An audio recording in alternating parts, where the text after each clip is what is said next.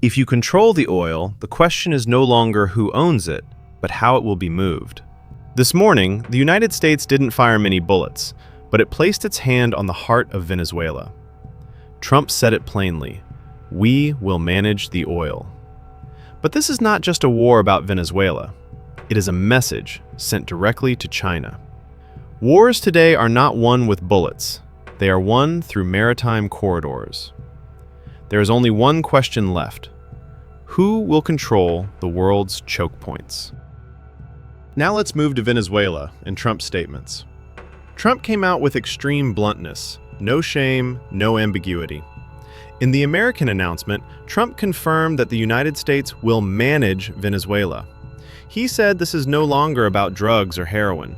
He openly declared, "The United States will administer Venezuela.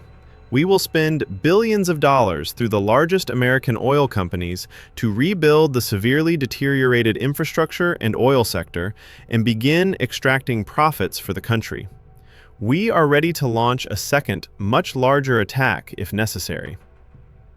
So we are going to run the country until such time as we can do a safe, proper, and judicious transition. And it has to be judicious. I want you to focus on that final statement. We are ready to launch a second, much larger attack if necessary. This signals that the United States has not yet fully controlled the Venezuelan depth, and it is a direct threat to forces still loyal to Maduro. To understand this clearly, media is one thing, but America's real strength over recent decades has been agents on the inside. Go back and look at how Baghdad fell and how Saddam Hussein was overthrown. You will find agents everywhere.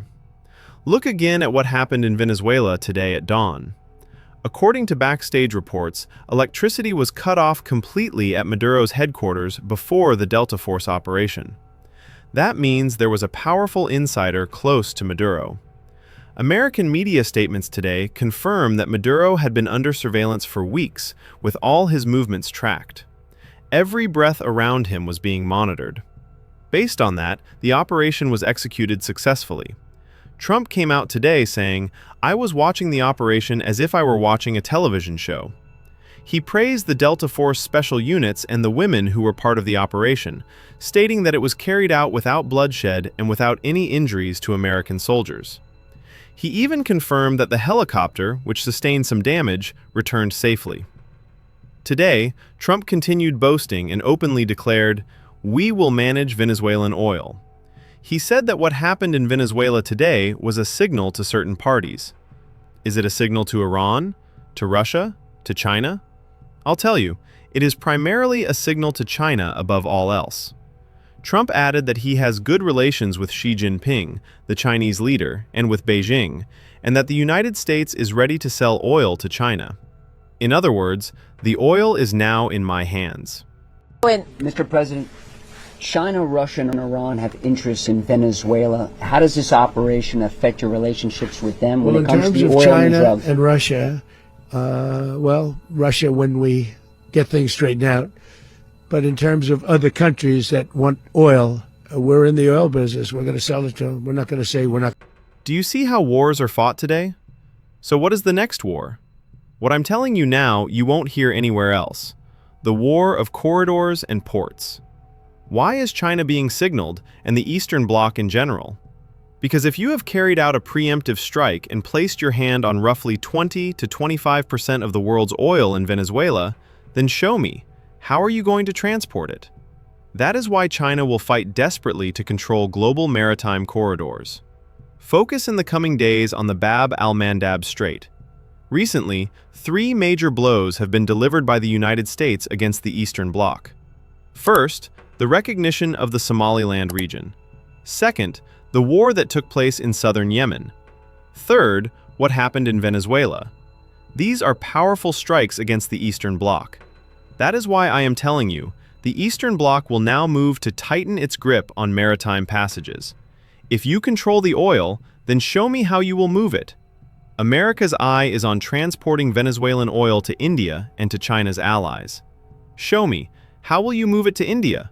Will you go around the Cape of Good Hope? I am sitting in the Arabian Sea. If you pass through the Suez Canal, I am present at Bab al-Mandab. I will not allow it. Big nights are coming, everyone. The coming days will reveal everything. Focus carefully on this. This is extremely dangerous.